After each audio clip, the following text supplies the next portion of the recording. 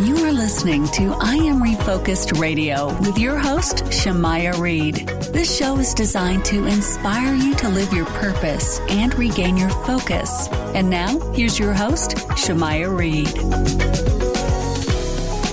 Hey, welcome to I Am Refocused Radio with your host, Shamaya Reed on 9:30 a.m. The Answer. Man, today, we have some good news, man. So a lot of things are growing with the radio broadcast. We are now available on Saturday, 8 o'clock p.m. and also Sunday, 6 in the morning. So if you missed it Saturday night, guess what? You can get some rest, wake up in the morning, and boom, get some coffee. We're in it. So today we have special guests returning every single month. We got John Stevens and Miss Coach B, Michele.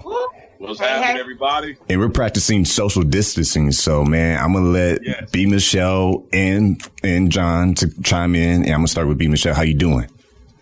I'm good. I ain't gonna lie. Yesterday was rough. Yeah. Was real. I was like, what is really happening in my life right now and with my business? But today, I can honestly say today was much better. It's been a great day. The weather's good. Went for a walk. So we're ready to get it. How about you, John? How's it going on your end? Hey, that's crazy that she said that because I had one of those days yesterday and the day before that. I'm good.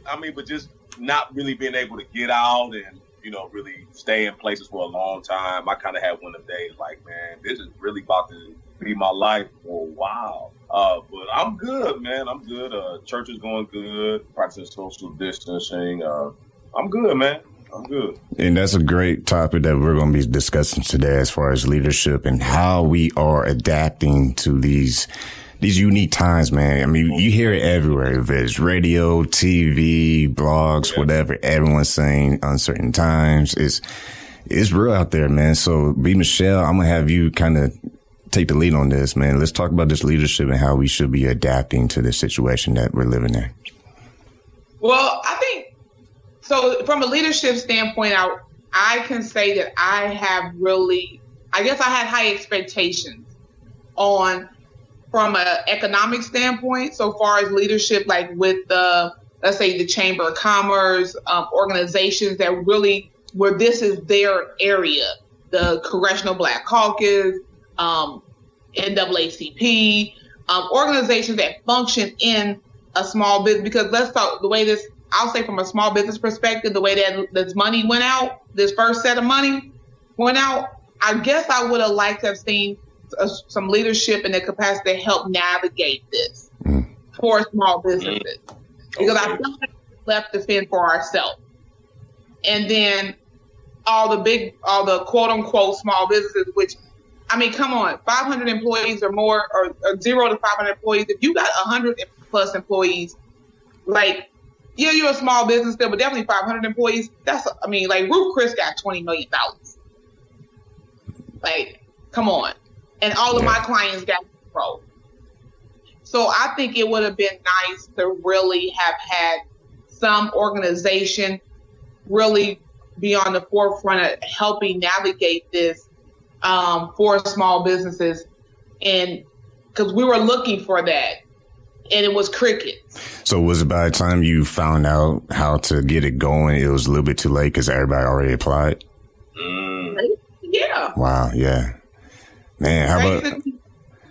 I think we're definitely in a moment where we need that organization or that person or that group of people to step up in this space that really are, number one, knowledgeable. If this is where you play at, come through.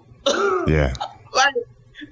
So that's why I said, with the chambers, and every chamber, this is y'all space. Yeah. So lack of communication and information being available for people to really know what's going on and how to take the steps. Yeah, because that is real. Not everybody knows the website to go to. And sometimes if you're not watching news as much, you miss on that information. By the time you get it, it's a little bit too late. Right. So that was, I think, this is the perfect time on where we are for people to really see who really's out there, see who's really, going to bat for you as a small business. And then as just people in general. Yeah. So, because you got two folds that you just got regular people that just straight up out of work and that's struggling. And then you have small businesses that are closing, and this is how they have fed themselves for however long.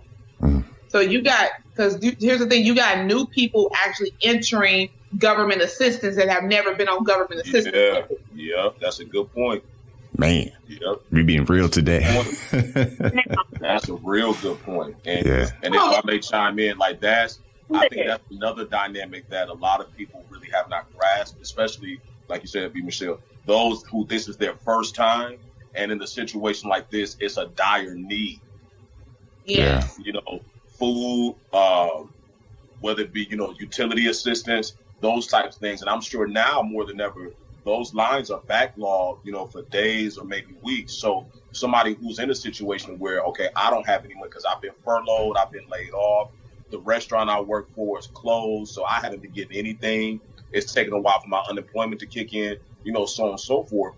People are really kind of, and I don't really like saying it, struggling to really make ends meet now. It's like a day-to-day thing, am I going to have to pay my rent or am I going to have to get some food? People are really looking at these questions as a reality nowadays. And so in my opinion, the dissemination of information in this epidemic has not been the best. Are people kind of making it with what they have? Yeah, some may be, a little ahead than others, and some may be a little behind. But I would agree in the sense that information is not as widespread as it should be for this time. Yeah. We should be over-informed, I'll say. We should be over-informed as far as different hotlines, websites that can redirect those that have been furloughed, laid off, unemployment backlog. Something should have been done. And when we started talking about this, the phrase came to mind, you don't know what you got till it's gone. Mm-hmm. A lot of us have taken a lot of these things for granted.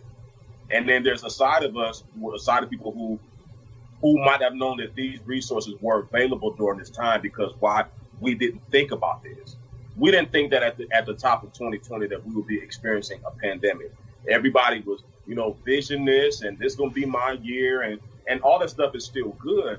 But we didn't know that we were going to experience a global pandemic that would frustrate so many homes, that would challenge a lot of businesses to stay open, that would challenge a lot of churches to stay ahead of the creative curve, that would challenge a lot of entrepreneurs like Michele and myself to come up with different strategies to keep our brand in the forefront, to keep money in our pockets, so on and so forth. So I think this conversation is really essential for what we're dealing with right now. And you're right, John, and I think a lot of it's more so, and we don't want to necessarily get stuck on, we have to address what is happening right now, but we also then still have to have a mindset, a visionary mindset. Most definitely. Of post-COVID-19. So now, so what can we do now to move forward? And what does post-COVID-19 look like? Yeah. For small business owners and for just people in general. So I think that also has to be our focus and figuring out how do we, because I made the reference to somebody, so I know y'all all seen The Wire, right? Yeah. As small businesses, we need to be like The Wire and get our little co-op popping. Right. Hey. And just to hit it real quick for those listening, I mean, there are resources, and if you're local San Antonio, you can go to sanantonio.gov/small business if you want more information on what is available for you. And if you're outside of San Antonio, you can go to sba.gov, U.S. Small Business Administration. So that way you can find out what your resources are for coronavirus relief options and so on and so forth. Thank you, good putting that out. Because a lot of people, and here's the thing, we forget also about our small rural areas where there's no SBA. Yep. Yeah. So even like obviously, going up I-10, you start having those small towns on the way to Houston. They got to get in where they fit in. Mm-hmm. So if you don't a major city or a decent sized city, you really got issues. So I think from just a leadership standpoint, I think this is the time where we need good leadership, and it needs to emerge. And this is where also I think people start really assessing their leadership abilities. Right. And people are going, a lot of things are going to happen behind this. But one thing that I definitely pray for is that we have a surge of new leadership come out of this. Yeah, stepping up. Whether it be people, a person in general, or whether it be organizations that take on and rally for people and rally for small businesses. And when I say small business, I mean real small businesses. Like like somebody maybe with 5 to 10 employees, or 5 to 20 employees, or 0 to 20. And this is not to say that anybody with 100 plus is not. But I know a lot of people that I've seen really affected, even my client base, just even through watching stories, have been those 0 to 10 to 15 employee type businesses. So that's why I feel like we definitely need that overall leadership just coming out and say, hey, we're here for you. And I know a lot of people have been doing the whole we're in this together. And yes, and we are. But now it's time to move past we're in this together. Yeah, stop talking about it and start doing something about it. You're right. Yeah, no, I feel you on that. And by the way, this is I'm Refocused Radio, 9:30 a.m. The Answer, talking to Miss B. Michele, Coach B, and also John Philip Stevens. Man, I just gave you a whole name. It just kind of rolled, man. But speaking of leadership, man, John, you're into the church world, and y'all been streaming, doing all these social distancing, rules and all that good stuff. How's it going your way, man? Like, what are y'all seeing with the reactions of people? Well, what we're doing, we're not live streaming, and the reason behind, I'll get to that later, but the reason we're not live streaming, we want to take time and still present a quality product. So with the COVID-19 going on and our services on Sundays being shut down, what we are doing is we're taping, old school taping. Oh, that's smart. It's more of a production. Yeah. That way we have a little more creative control to still give people that church experience and not hold them for, an hour and a half, hour 45, 2 hours. That has actually been going really good for us. We've had a broader reach online through Facebook, through YouTube. And it's really been going well, surprisingly well. And I know a lot of other churches that are doing the same thing. A lot of churches are still streaming, which is still good. So that online presence has been well. And I would say a lot of churches have had to eat their words in a sense. A lot of people weren't, on board with streaming, whether it was a personnel issue or technological issue. And now that we have to do this, I think a lot of people are embracing the online reach and the online ministry. And to me, it's a good thing. It's a good thing. These are times where people still need hope. We still need encouragement. Those businesses that B. Michele named, those 0 to 15, 20 employees, that stuff weighs heavy on their mind. And so what we're challenged to do is to still provide that message of hope, still provide that encouragement. Hey, we're going to get through this. God is on your side. God is still blessing. And if I could say this, somebody like myself, I'm still blessed. I'm still taken care of. And I don't take, my income for granted or anything like that. It's funny how when things were available, when I was gigging and was able to go out and, do what I do for a living, it seemed almost kind of hectic. Yeah. And since, COVID-19 has come around, I'm grateful that I'm still able to take care of my bills. I'm still able to, maintain, my livelihood. And I'm grateful, one, because I know everybody is not in that situation. And so what I'm doing, I'm giving back. It could be my brother, my sister, a friend of mine who, is not as fortunate as I am. So it's giving me a whole new perspective on one, being responsible to my platform, to the platform that God has given me, to help my friend, help my brother in need, and two, to really reassess my life. It could be me, who who is in the unemployment line, who really does not know how I'm going to do what I need to do from day to day. So I'm during this whole process, man, I'm really self-reflecting, introspect. I'm just really grateful, and I'm taking this time to really help others. And I know we kind of talked about this before we jumped on air. I think it's important as a leader during this time to not only look out for the people that are responsible to you, but to make sure you're in a good place to stay in leadership. And what I mean by that is leaders are looked at as pillars of strength. People go to leaders for answers to questions we might have never heard, don't know the answer to, a number of things.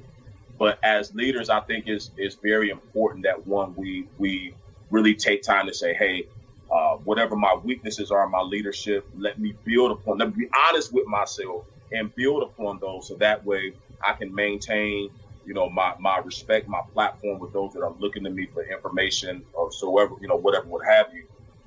And something that Michele said earlier, we kind of got to stay ahead of the game. We have to think post-COVID-19. I was telling one of my musicians, my mind is already in December. Yeah. Because we don't know how long this is going to last. My mind is already okay at the cusp of 2021. What should I be doing? And I'm not going to wait until November 1, 2020 to figure out what I'm going to do for December 2020. So I think just really staying ahead of the game, keeping that visionary aspect of your life in check, and just really thinking about where you want to end up at the end of this. Yeah, I agree totally, man. Go ahead, Michele.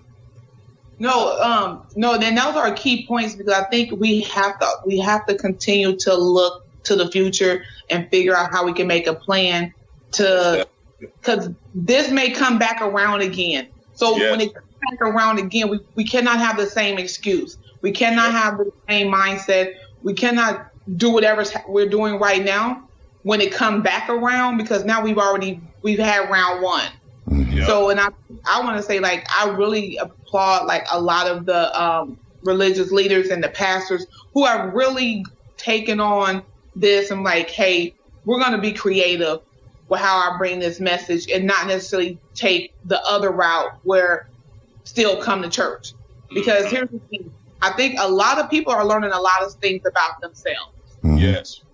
And when you act, and I really still believe that when you really act in the best interest of people, you really can't go wrong. Yeah. And I'm pretty sure somewhere in the Bible, look, y'all know my favorite. But somewhere in the Bible, it talks about being a good leader and a steward and not being foolish. You can find that in every story, I believe, Yeah. If you really think about it. Yeah. Every story has its ups and downs, and what you're saying right there is true. Right. So like as a leadership and as a leader in a religious capacity, I don't think sometimes, and maybe a lot of pastors really do realize, sometimes you don't realize it, how much power you really have over people. Mm-hmm. Why do you think every time somebody wants something to happen, they go straight to the pastor? They be trying to skip all other people. Right. Look, we don't want to talk to the secretary. We're trying to skip and go straight to the pastor, get what we want done, because we know how. When the pastor say it, we know how it's gonna go down. And they have influence. That's the main thing. When you have influence and have the ability to have a voice in a situation, people will start looking up to you and start asking you for guidance and wisdom. And at the end of the day, if I'm putting my listening hat on right now, what I'm hearing from both of y'all is, at the end of the day, you need to learn where you are right now. And don't cheat yourself by lying to yourself. Be real, adjust, adapt, so that way, when later in the year comes, you're a lot more prepared than you are right now. Yeah, because I think for all of us, we definitely have to take inventory of where we currently are right now, how we used to think about things and how we're going to think about things in the future. How you manage money. Right. Yeah. Right. And when you have people under that follow you, whether it's in a religious aspect or a social aspect or, personally, you still have you have to maintain some level of loyalty and some level of respect for those people in their lives. That's why I say when you're in the business of people, you just operate different, you know. Mm-hmm. But when you're in the business of other things and shenanigans, it will play itself out. Because once this is over, people will remember everybody that was there trying to save lives, and everybody saying, hey, we value you. Because at the end of the day, the things that you value have to come ahead of everything else. Yeah. And we will all remember the pastors, the political people that really put people's lives ahead of money, or put people's lives ahead of the economy, or however. And that's why I said, I think from even political, personal, religious, we always have to be in the mindset of operating, trying to be about people and the betterment of people. Yes. That is correct, man. Because without that mindset of, okay, what can I do to step up to help somebody before I help myself, right? Because if you give someone the tools to put in their toolbox, right? Now you have the ability to help the community to do the same thing. It's like a chain reaction, a domino effect. Everybody get a tool, put in your toolbox. This is how you work it. This is how you do it. Now pay it forward. Yeah. So, and I just want to say this. I think that, and I'll talk to some of my pastor friends, and just from a branding perspective, I don't think a lot of pastors may be in tune, and I could be wrong, but I think sometimes they don't necessarily think about the actual real demographics of their congregation and really are in tune with their congregation's demographics. I mean, when I say that, meaning from your low end, your $10 an hour member to your $100,000 salary member, like really being in tune with the type of congregation you have. Because if you have a middle class congregation to low income congregation, like you really got to be in tune with that and figuring out where you fall in this spectrum on how to lead that, because you have to lead based on your following. Yeah, that's good. So, yeah. You say you will lead different when you have a congregation that's in that low to middle socioeconomic status than you would if you got a congregation that's in that upper echelon status. You lead different, and those are just facts. I think a lot of pastors, are really also with this whole situation, and just people in general are figuring out that you have to lead based on your target audience and your demographics. And speak their language as well. Yep. Because different levels have different levels of resources that they may need as well. And if you just assume that everyone's just in one box, nah, man, that's a big mistake. Right. Yeah. So I just think that we need to be mindful as we just come in contact with people and just helping support. Because even with business, like John and I are sole proprietors. So our business structure and how we maneuver is a little bit different than somebody that does have 50 employees. But at the end of the day, if anything, although our business may not necessarily we don't have to pay people per se, but here's the thing, everything that we do in our business is about keeping us alive.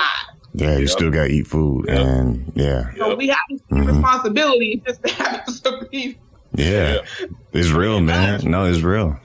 That's real. Yeah. And I think with all this stuff going on, if we kind of had to label this show or give a topic, I would say we're speaking to the persistence of a leader. I like that. This has really shaken a lot of people up. And I think a lot of people are, like you said, really in that place, okay, can I really do this? How can I do this? Should I do this? And I would say yes to all those questions. I mean, from the religious leaders on down. From the political leaders on down, so on and so forth. If you have influence and every time you speak or you perform, you have the ears, the hearts, and the spirits of people, you are a leader. And people are looking to you to figure out what they should do next. I just think it's very important, again, for leaders to lead in a way, that one says, I am interested or I care about you. I care about your well-being. I care about how I can help you. what directions or what steps can we take to make sure that you are okay? I think people are looking for that now more than ever, because it's around us that things are bad. Things are never going to be the same. We hear it and we see it all the time. All the time. Social media, the news, everything just seems so pessimistic almost. So for leaders in our communities, people that we can, reach out and see and touch, I think we have a special interest, or I should say a special privilege, to keep people encouraged right now. Right. Times are not easy. We know that. People are, losing their job, losing their minds. We all know that. But as a leader, how can we put on our big boy pants and say, hey, I'm going to be persistent. I'm going to make sure that everybody that is behind me, I'm putting them on my back, and we're going to go through this together. Where are my trailblazers? Where are my pioneers in this time? Where are the people that are saying, hey, I might not have $1 million. I might not have $1,000, but the 1,000 that I got, I'm gonna make sure that everybody that I'm accountable for or responsible to is going to share in this $1,000. And look, when I start getting low, I'm gonna be the one to go out and go find the other 1,000 and take it back to my people and make sure that we're good. People need that type of support right now, and to kind of touch back on the religious aspect of it and the churches. Like I said earlier, I think a lot of us are being challenged to be creative and continue to reach out to those who we may never see, that may never set foot into our sanctuaries, but are looking for that hope, are looking for that light, are looking for that encouragement. And I can say this, where we are at the church that I serve, our online presence has boomed. Like it has exploded, and we haven't knocked on anybody's door. We haven't sent out pamphlets or anything like that. People are sitting at home, just like we all doing right now, sitting at home on Facebook, cruising YouTube, Spotify, a number of online social media resources, and they're finding B. Michele, the branded artist, John Phillips music, I Am Refocused radio podcast. And they're like, oh man, this is good stuff. And so those people are going to tell other people about the good thing that they got. And it just perpetuates. So just imagine if we let this whole situation, beat us up, and we took on this defeatist type attitude. That means we're not being responsible to the platform that we have as being entrepreneurs, B. Michele being a branding artist, and she said, okay, well, I don't feel like doing nothing today because I might not have the amount of money I have. People are missing the work that B. Michele may be able to provide. If I didn't feel like getting up, working on music every day, people are missing out on opportunities, to be inspired or encouraged by music that I have, but I'm being lazy and my feelings and don't want to do nothing, and so on and so forth. And to me, it hurts your brand, and it hurts your platform, and it hurts those that are responsible to you, because we may never hear what they may never hear what we have to say because of a moment of us being in our feelings. So my thought, the persistence of a leader. Oh, that's the title, man. That's the title. And by the way, you listen to I Am Refocused Radio here on 930 AM. The Answer. Your host, Shemaiah Reed, talking to Coach B. Michele and John Stevens. And I want to touch on what you just said right then and there. Everyone that's listening, you have influence. Don't ever think that you don't have influence. If it's your kid, if it's your sister, your brother, if it's your friend, you have some kind of influence. And what we're telling you right now today, use it, man. Like, use it. You have talents, you have gifts, you have things that you can do that can contribute to the community that you live in. Start using it today. Don't use excuses of money. Like, we're all going through something to some degree. So we can't make any excuses saying that I can't do it because I don't have this, I don't have that.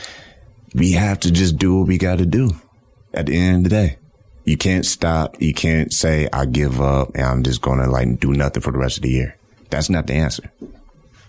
So I'm gonna throw this out there as just some food for thought, because I think also during this time, all of the people that we really put stock in, I think it's time for us to reevaluate who we really consider to be mentors, who we consider to be role models. Because those people that you put on these pedestals. That's good food. That's good food right there. Y'all better listen up, man. Where are they right now? Yeah.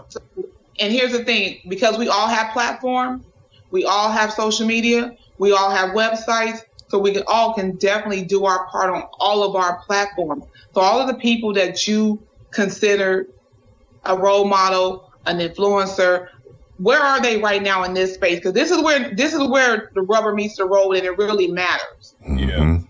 And this is for people to start taking inventory of what they value and what they deem as important and who they deem as important.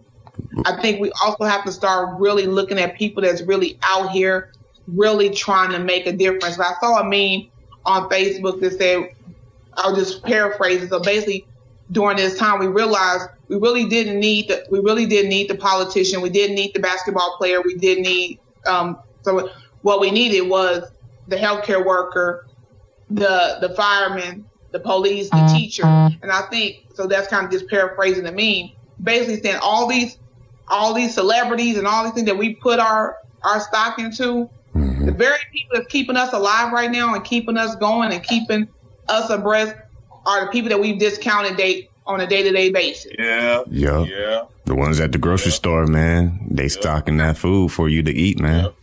Yep. So now it's coming back around to where I think we really got to reevaluate the people and don't get caught up in the titles per se, but evaluate what a real role model is. What is an influencer? What is a leader? What does that really look like in a time when you really need one? Because this... Yeah, that's real. And I'm a sports fan like none other. Go Bears, go Bulls, all that. Like that. But guess what? We have survived without the NBA.